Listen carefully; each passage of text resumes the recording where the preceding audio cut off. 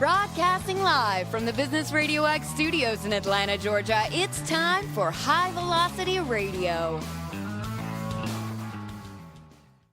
Welcome to Coach the Coach, helping business coaches deliver more impact in less time. We are broadcasting live on the High Velocity Radio show and the Business Radio X network. If you're a business coach and want to help more people make more money and own your backyard, go to brxteam.com. Lee, this is going to be a fantastic show today. Please join me in welcoming to the broadcast Managing Partner with HeadwayExec, Mr. Doug Thorpe. How are you, sir? I'm doing well. Well, Doug, before we get too far into things, do you mind sharing a little bit about Headway? How are you serving folks? Yeah, Lee, thank you. Headway is my coaching firm, and we are focused on helping busy executives and business owners find new levels of success by improving their own ability to become better leaders for their teams and the people that work for them. Now, do you find that most people, this is a gap, or do you think that most people who take on the role as the CEO or the founder of something that they just have innately some leadership skills?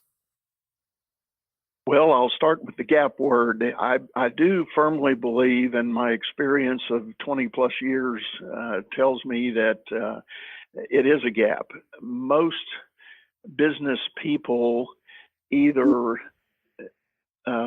create the opportunity for themselves by being an entrepreneur and starting some kind of business, or they gradually get promoted up through the ranks with the companies they go to work for.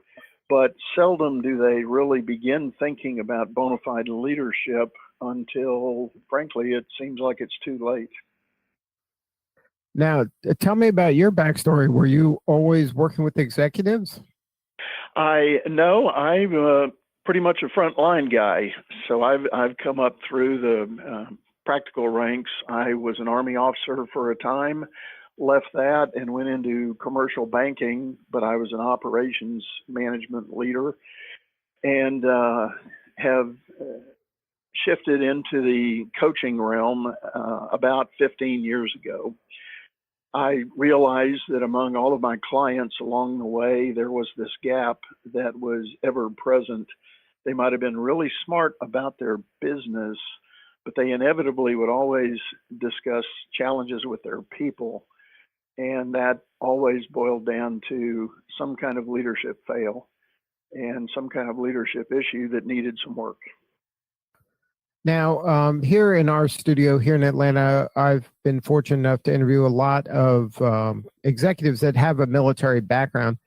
Do you find that the military does a good job of training for leadership and really kind of helping young people blossom in that area? I do. I came up through the officer ranks. I was commissioned out of college. So as an officer, leadership was a premium from day one. We were taught team building skills, and we were taught about focusing on our leadership skill set much more so than our management skill set. And the management of process around us became secondary to getting an ingrained ability to lead people. And now, I'm sorry, go ahead. And do you think that that's where disconnect happens in the business world? Maybe there's not a big enough why a lot of times, and it's hard for people to take the mantle as a leader because maybe they don't leave all the way? Yeah, the way I talk about it is there's an inherent tradition in business, and I've seen it all over and even around the globe. We take our brightest performers, our top producers, and we make them managers the first time we have a team leader position open up. And there's some kind of logic that says, well, if they're my top producer, they're probably going to be my best manager. Well, that usually turns out to do nothing more than ruin your best producer. And unless that person is able to move into that job and get some coaching and get some training about the new role and new responsibility, they are no longer a doer, but they need to be that leader. And that's a big leap for a lot of people. And do you think that that's where business kind of fails that person? That it's like you're losing twice. Now you don't have your best producer, and now you have a frustrated person that isn't managing well. So you've kind of lost twice.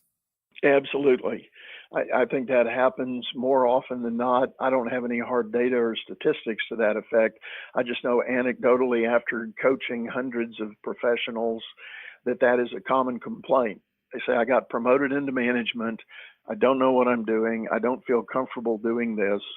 Now, in your experience, do you find that leaders can be made, or do you think that just this is some people are born with these traits and skills, and then you can make them better, but it's difficult to take somebody without them to make them into a leader?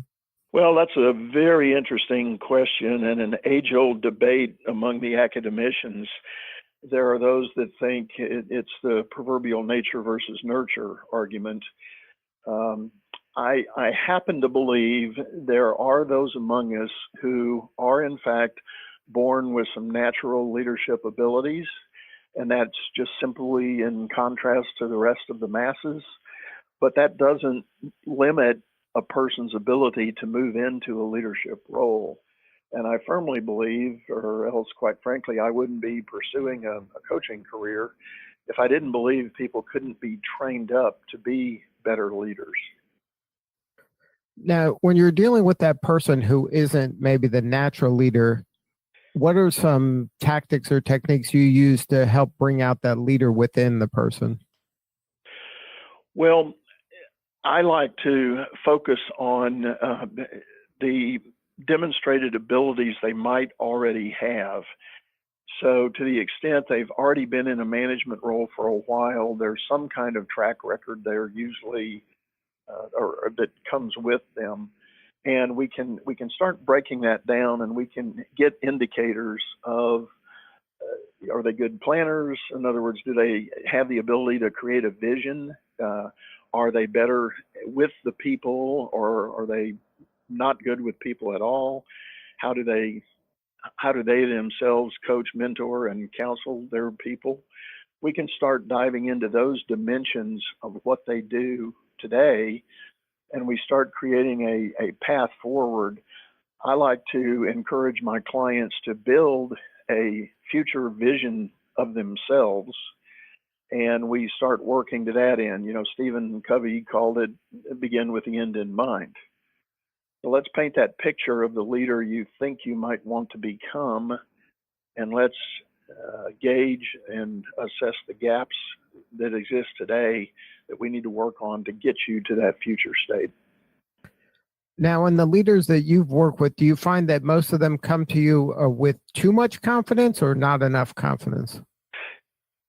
I seldom have encountered too much confidence. Inevitably, those that are out in the business world beating their chests with great bravado and hubris, they typically don't want to entertain a coaching engagement. I think that goes without much other description. But those that do, in fact, pursue the coaching opportunity, I think they know there's a gap. They have a kind of an inherent sense, and maybe their confidence is waning. Maybe they are afraid of being found out where their gaps are. So they do engage a coach to try to work on those things. Now, when you're working with someone, are they typically kind of voluntarily finding you out, seeking you out and saying, hey, Doug, I need some help? Or is this somebody higher up in the organization that says, hey, Doug, fix Bob? I've done both. The historic trend in my own practice is about 50-50. I will take executives that are pursuing this exclusively on their own. They just are really kind of introspective and looking for growth. But I also have about half of my practice where I am hired by the talent management and development people of companies to come in and work with executives on somewhat of a program basis to provide that leadership development.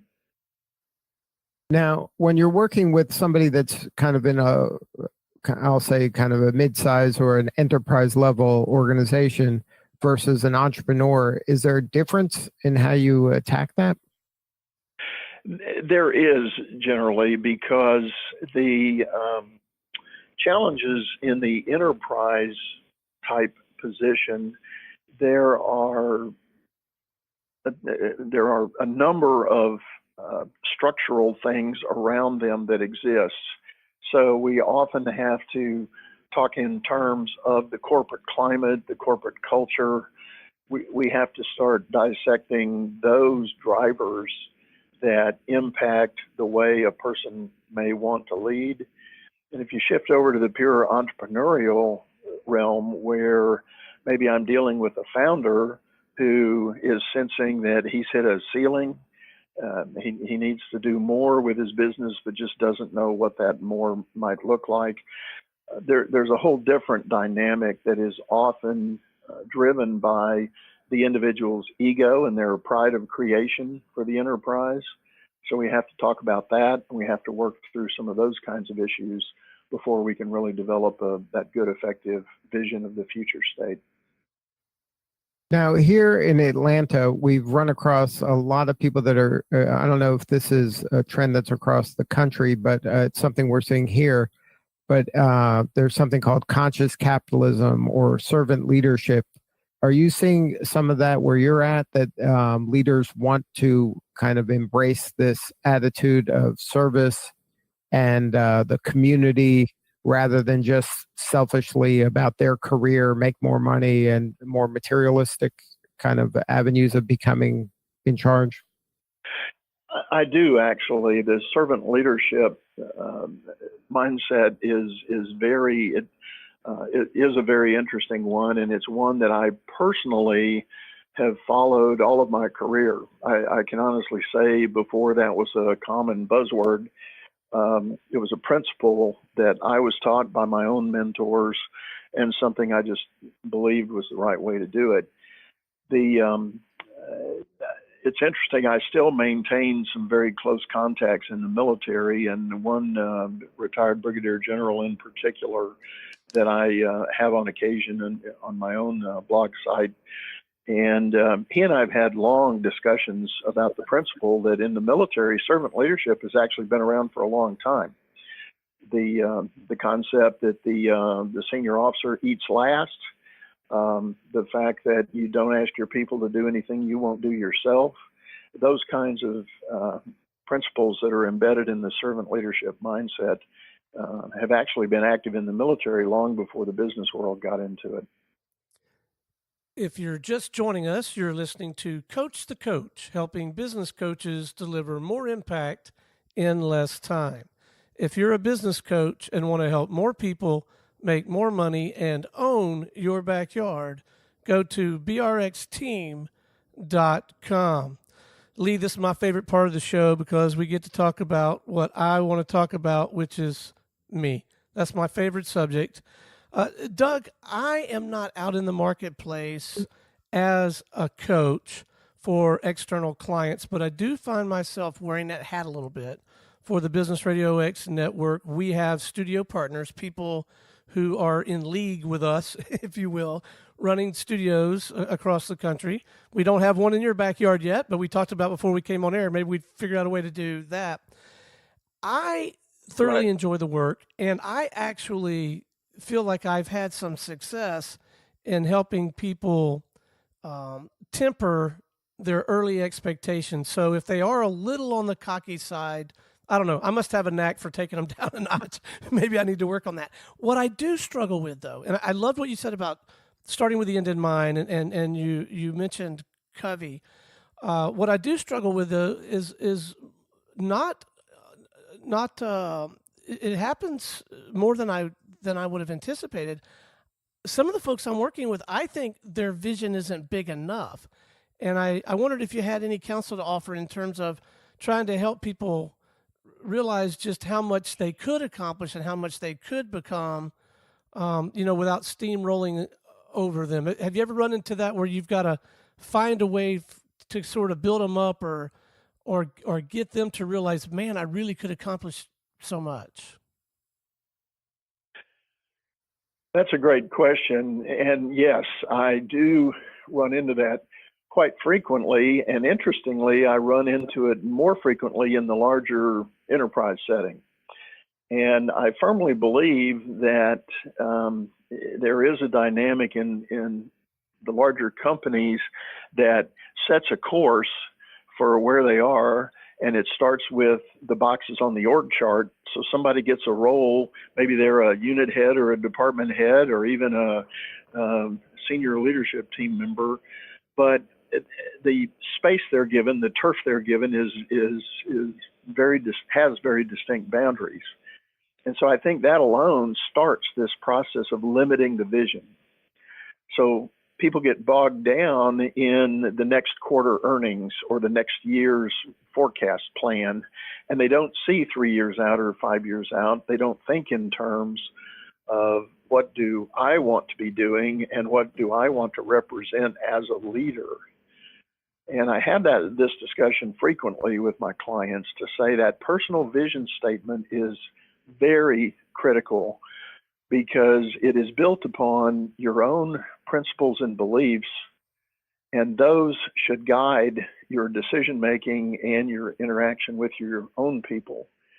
And if you don't have a good grip on what those are and where you yourself want to take those, you are going to perpetually be chasing the corporate goal or the business goal and not your own direction.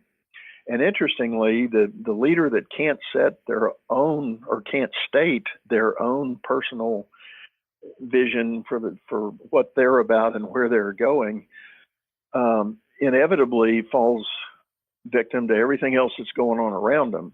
So they're not living intentionally, they're living as a reaction to things rather than proactively moving a mission forward. And people say, well, my company caps that. You know, I can't say I want to be CEO. And my putback to them is, yes, you can. You can think that in your mind, but you don't have to be obnoxious and interruptive pursuing that in the business around you. But if you have that thought and aren't being true to that thought, you're missing a lot of the energy and, as you put it, the bigger vision that could be there and that could power your influence today. And that's why I think it's so important that leaders work on that part of their own thinking. Well, what you said about taking them to their own principles and their own beliefs, I find that helpful. So thank you. I'm going to try to apply that. And then it brings up another kind of related question or discipline or something to watch out for, I guess, because I think it's another trap that I've fallen into is maybe superimposing my beliefs or my desires for them. I think parents sometimes do this with their kids, right? And so sometimes I might, something that may be really important to me, maybe I'm a little too quick to superimpose that as something they should be trying to accomplish. So I need to keep that in check too. And maybe if I just exercise that discipline of focusing and charging them to go back and refocus on what they believe and their purpose. Is that accurate? Well, you're right. If you go too far, embracing your own personal values and then somehow superimposing that on all the people around you, that's by no means what I encourage people to do. But rather, then I think we start talking about, and this is why I like servant leadership, because with the servant leadership, you are listening with a more empathetic ear to the people around you. You are hearing their values and beliefs, and you are trying to weave that together in the most productive team environment you can, being sensitive to the areas where certain people have certain things that they're not willing to do or not interested in doing. And rather than counting that as a total negative, you use that to empower the greater good around in the team around you. Well, that sounds like marvelous counsel, and I am going to try to live into that discipline. It makes all the sense in the world. And I guess I have to recognize it's going to take a little work for me, because I do think I fall into that trap. I mean, I think my motives are pure, but I think sometimes I want things for them that they may not necessarily want. So thank you for that reminder. I appreciate that, and I really will try to live into that. Very good. Well, Doug, can we talk about your book, The Uncommon Commodity? How did that come about, and tell us what it's about? Well, it's an interesting title. It's called The Uncommon Commodity, a common sense guide for new managers.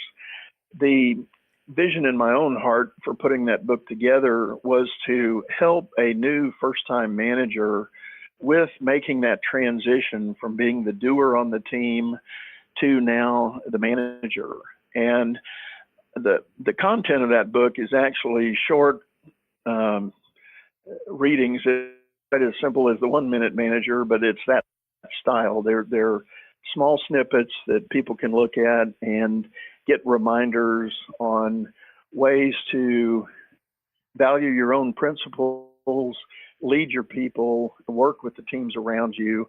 And it's some real life stories that I've shared from my own growth as a manager and then into more of an executive leader. So it's something that when I published it 2 years ago, it came out, and my heart was to get it out to the hands of those first-time managers. But I had a lot of my clients and people in my network that I've worked with over the years that came back and said, man, I've been doing this for 20 years, Doug, and I forgot about some of this stuff. Thank you for helping me remind myself some of these real easy to understand principles. Was it difficult writing the book, or you kind of were able to just consolidate all your thinking pretty efficiently? Well, the ultimate production of it was pretty straightforward. I have been a blogger for about 7, maybe 9 years now.